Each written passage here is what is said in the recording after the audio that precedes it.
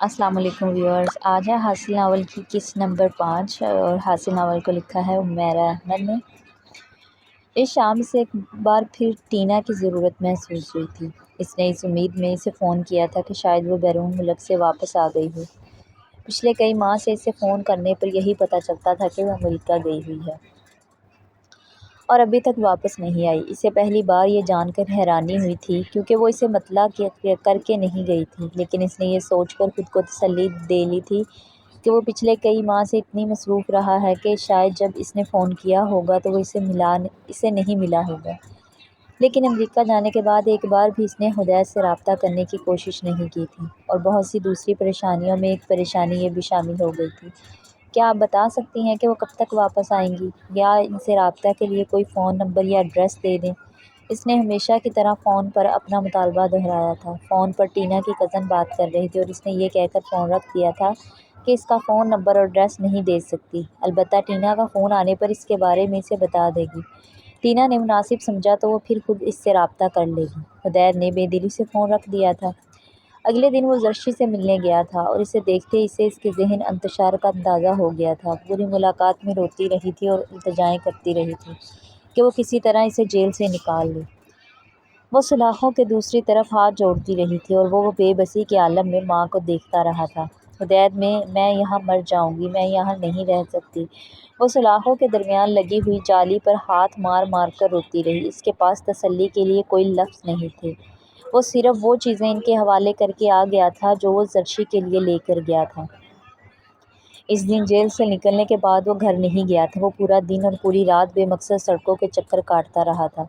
रात के 12 बजे नहर के किनारे घास के कते पर जाकर वो बैठ गया था। पूरी रात इसने इस नहर के पानी और सामने सड़क पर नज़र आने वाली ट्रैफिक को देखते हुए गुजार दी थी। 7 साल में जेल और घर के दरमियान चक्कर काटते गुजार दूंगा और 7 साल के बाद मैं जिसे घर लेके आऊँगा वो मेरी माँ की लाश होगी। इसके बाद मेरी ज़िंदगी में आने वाली दूसरा खूनी रिश्ता भी ख़त्म हो जाएगा।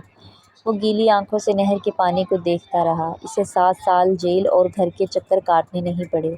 अगली मुलाकात से पहले ही एक रात इसे जेल में अपनी माँ की खुदकुशी की खबर मिल गई थी।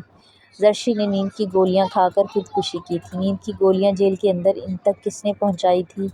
इसकी खुदकुशी का जिम्मेदार कौन था? जेल हकाम की लापरवाही से इसे क्या नुकसान पहुंचा था? दैत को किसी चीज़ में दिलचस्पी नहीं थी। वो जेल गया था और चुपचाप जर्जी की लाश लेकर वापस आ गया था। नाना नानी को फ़्लाइट नहीं मिल पाई थी और वो फ़ौरन नहीं आ सकते थे। हमसायों के 10-15 लोगों की मौजूदगी में मुल्क के नामवर फैशन डिज़ाइनर को डिफेंस के इलाके के एक छोटे से कब्रिस्तान में दफना दिया गया था। इसके फ़ैशन शोज़ में हज़ारों लोग शिरकत करते थे। इसके जनाजे में 20 लोग भी नहीं थे। बिलाल अली की मौत पर वो बहुत रोया था। जर्शी की मौत पर वो बिल्कुल गुमसुम रहा था। वो माँ को इस रोज़ रो चुका था जिस रोज़ इसे फांसी की सज़ा हुई थी। जर्शी जैसी माँओं के लिए दूसरी बार रोना बहुत मुश्किल होता है। जर्शी की मौत के दूसरे दिन इसने एक बार फिर टीना से रब्ता करने की कोशिश की थी। एक बार फिर वो नाकाम हो गया था। मैंने इन्हें आपके बारे में बता दिया था, वो आपसे खुद ही रब्ता कर लेंगी। कब? ये उन्होंने नहीं बताया। फ़ोन रख दिया गया था। हुदैद को इस वक्त किसी की ज़रूरत थी तो वो टीना की ज़रूरत थी। वो इससे बात करना चाहता था। वो इसके साथ अपनी तकलीफ़ शेयर करना चाहता था। वो इसके सामने रोना चाहता था ताकि वो इसे दिलासा दे, इसे चुप करवाए जिस तरह वो हमेशा किया करती थी। वो इससे पूछना चाहता था कि अब इसे क्या करना चाहिए। क्या इसे पाकिस्तान में रहना चाहिए या फिर वापस इंग्लैंड चले जाना चाहिए? कोर्ट जायदाद के बारे में फ़ैसला कर चुका था। जायदाद का एक बड़ा हिस्सा बिलाल अली की दूसरी बीवी के पास चला गया था। फैक्ट्री के कुछ शेयर्स, घर और बैंक अकाउंट सुदैद के हिस्से में आए थे। इसने वो शेयर भी बिलाल अली की बीवी को ही बेच दिए थे। जर्शी का बुटीक और वर्कशॉप भी वो बेच चुका था। अब वो टीना से पूछना चाहता था कि इसे आगे क्या करना चाहिए। वो इससे अपनी और इसकी शादी के बारे में भी बात करना चाहता था। वो सारे रिश्ते खोने के बाद एक बार फिर से नए रिश्ता कायम करना चाहता था। और टीना टीना जिसे जैसे गुम हो गई थी। इसने मेरा बहुत इंतज़ार किया है, मुझे भी इसका इंतज़ार करना चाहिए। वो कभी ना कभी तो वापस आएगी। इसने दिल में फ़ैसला किया था। इस दिन वो लिबर्टी के सामने से गुजर रहा था जब बेख्तियार इसने गाड़ी को ब्रेकें लगा दी थी। इसने टीना को एक दूसरे लड़के के साथ एक दुकान में दाखिल होते देखा। इसका दिल जैसे खुशी से उछल कर हलक में आ गया था। तो वो वापस आ गई है। वो भागकर इस दुकान में जाना चाहता था मगर खुद पर ज़ब्त करते हुए गाड़ी में ही बैठा रहा।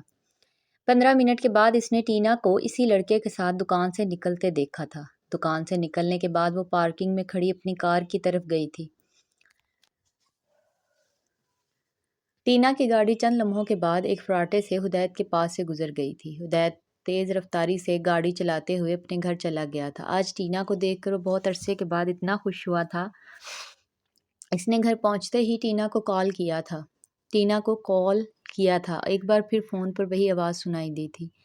ہدایت نے اپنا تعارف کروایا تھا۔ دیکھیں، میں نے آپ کو بتایا ہے نا کہ وہ ملک میں نہیں ہے، باہر گئی ہوئی ہے۔ جب وہ واپس آئے گی تو آپ سے رابطہ کر لیں گی۔ ہدایت کو جیسے کرنٹ لگا تھا۔ آپ کیا کہہ رہی ہیں؟ میں نے ابھی چند منٹوں پہلے ٹینا کو لیبارٹری میں دیکھا ہے، اس نے بے یقینی کے عالم میں کہا تھا۔ دوسری طرف یکدم خاموشی چھا گئی تھی۔ چند لمحوں بعد آواز دوبارہ آئی تھی۔ آپ کو غلط فہمی ہوئی ہے، ٹینا یہاں۔ ہدایت نے تیزی سے بات کاٹ دی تھی۔ مجھے کوئی غلط فہمی نہیں ہوئی، میں نے ٹینا کو ہی دیکھا ہے، میں اس کی گاڑی کا نمبر تک جانتا ہوں۔ کیا مجھے اس کے بارے میں بھی غلط فہمی ہوئی ہے؟ آپ آخر مجھ سے جھوٹ کیوں بول رہی ہیں؟ آپ صاف صاف سننا چاہتے ہیں تو سن لیجئے۔ ٹینا آپ سے بات نہیں کرنا چاہتی۔ ہدایت کے سر پر جیسے آسمان گر پڑا تھا۔ میں ٹینا کے کہنے پر ہی آپ سے جھوٹ بولتی رہی ہوں۔ ہدایت کچھ بول نہیں سکا۔ پلیز آپ ایک بار اس سے میری بات کروا دیں، وہ آپ سے بات کرنا نہیں چاہتی۔ اس سے کہیں کہ وہ یہ بات خود فون پر مجھ سے کہہ دے۔ فون بند کر دیا گیا تھا۔ وہ پاگلوں کی طرح بار بار ٹینا کو کال کرتا رہا۔ دوسری طرف سے بالآخر کسی نے ریسیور اٹھا کر رکھ دیا تھا۔ وہ کچھ سوچے سمجھے بغیر ٹینا کے گھر پہنچ گیا تھا۔ لیکن گیٹ کیپر نے اسے اندر نہیں جانے دیا تھا۔ ٹینا بی بی کسی سے ملنا نہیں چاہتی، آپ یہاں سے جاؤ ورنہ ہم پولیس کو بلوا لیں گے، اس نے انٹر کام پر بات کرتے ہوئے ہدایت سے کہا تھا۔ وہ شوق کے عالم میں وہاں سے آیا تھا۔ گھر آنے کے بعد وہ کچھ دیر بعد فون کرنے لگا تھا۔ ہر بار اس کی آواز سنتے ہی فون رکھ دیا جاتا۔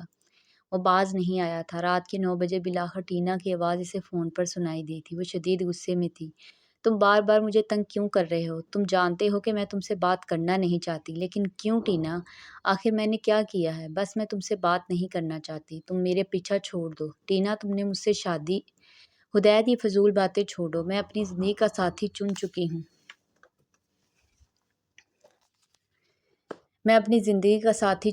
ہوں۔ اور وہ تم سب بہت بہتر ہے۔ تم بھی اپنے لیے کسی اور لڑکی کو ڈھونڈ لو۔ اس کا سانس رک گیا تھا۔ تم کیا کہہ رہی ہو؟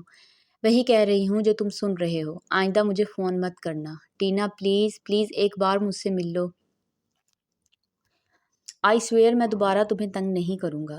بس ایک بار میری بات سن لو۔ اگر پھر بھی تمہیں مجھے چھوڑنے کے فیصلے پر قائم رہے تو میں دوبارہ کبھی تمہارے راستے میں نہیں آؤں گا۔ دوسری طرف خاموشی چھائی رہی تھی۔ چند لمحوں بعد ٹینا نے گہرا سانس لیتے ہوئے کہا، ٹھیک ہے، کل ماڈل ٹاؤن پارک مجھ سے مل لو۔ فون بند ہو گیا تھا۔ وہ بہت دیر تک ریسیور ہاتھ میں لیے بیٹھا رہا۔ میں اس سے بات کروں گا، وہ مجھ سے محبت کرتی ہے، وہ میری بات سمجھ جائے گی۔ میں اس کی ہر غلط فہمی دور کر دوں گا، میں اسے یاد دلاؤں گا اس کے سارے وعدے، وہ مجھے کیسے چھوڑ سکتی ہے۔ وہ بہت دیر تک بے چینی کے عالم میں لاؤنج میں چکر لگاتا رہا تھا۔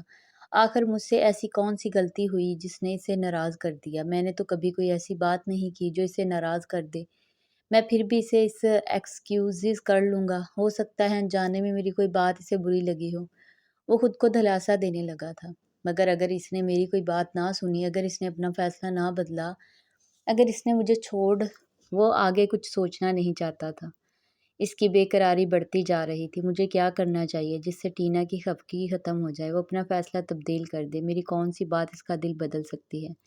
وہ لاؤنج میں چکر کاٹتا رہا تھا۔